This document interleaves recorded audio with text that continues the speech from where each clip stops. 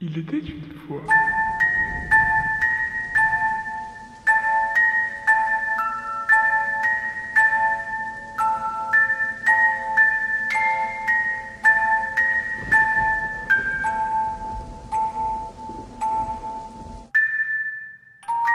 Podane.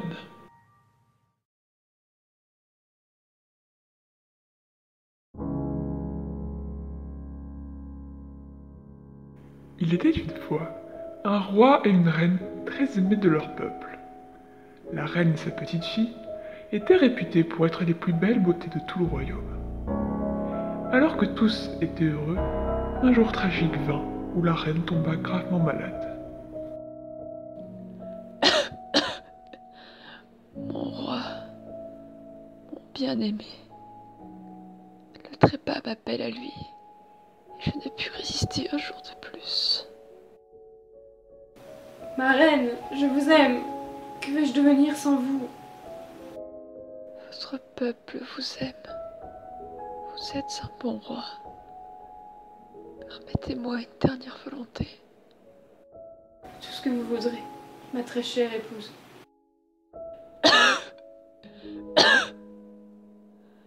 Promettez-moi de ne vous remarier qu'avec épouse plus belle que moi. Voilà tâche bien difficile, mon aimé. Mais sur votre lit de mort, je ne peux qu'accepter et vous en faire promesse.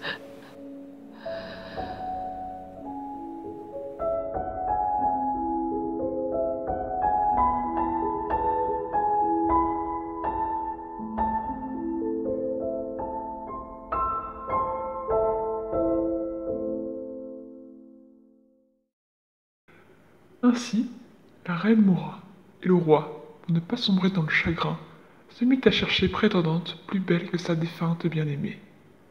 Mais la vérité finit par s'imposer avec le temps. La seule personne capable de rivaliser avec une telle beauté était leur fille elle-même.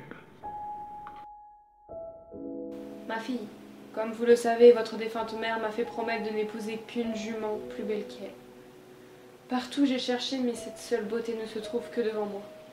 Permettez-moi alors de vous demander en mariage. Père, je ne peux accepter votre requête. C'est là une union incestueuse. Je ne puis refuser la dernière volonté de votre mère. Je vous prie d'y réfléchir. Ma reine, je vous conjure de m'aider. Vous devez gagner du temps, mon enfant. Demandez-lui des choses irréalisables. Ainsi, la petite demanda à son père 3 fois des robes de couleur impensable pour sa dot. Offrez-moi une robe couleur ciel d'orage et je deviendrai vôtre à jamais. Offrez-moi une robe couleur de lune et je deviendrai vôtre à jamais. Offrez-moi une robe couleur soleil et je deviendrai vôtre à jamais. Mais contre toute attente, le roi parvint à lui offrir ces 3 robes inimaginables. Elle demanda alors en ultime recours la mort de son trésor le plus cher. Tuez votre âne et offrez-moi sa peau, ainsi je serai vôtre à jamais. Le roi s'exécuta et tua la pauvre bête qui était pourtant son plus grand trésor. Il offrit la peau à sa fille.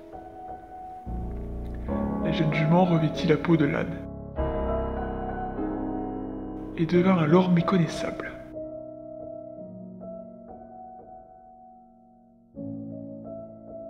Maintenant, va, mon enfant, et trouve celui qui t'aimera pour ta beauté intérieure. La jeune jument, désormais appelée Podane, ne fut reconnue par personne sous sa cape qui la rendait laide aux yeux de tous. Elle partit s'installer dans un royaume loin du sien, emportant seulement avec elle un collier, et devint la servante d'un bon prince. Damoiselle, pourriez-vous me ramener un peu de foin? Oui, mon prince.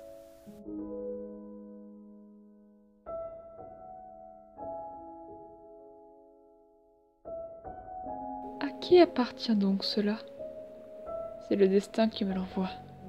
C'est le signe que je dois épouser celle à qui appartient ce collier.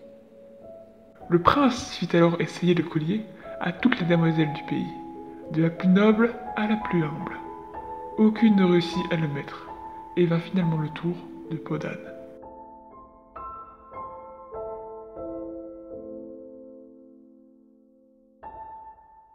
C'est donc vous que le destin m'envoie? Accepteriez-vous de devenir mon épouse?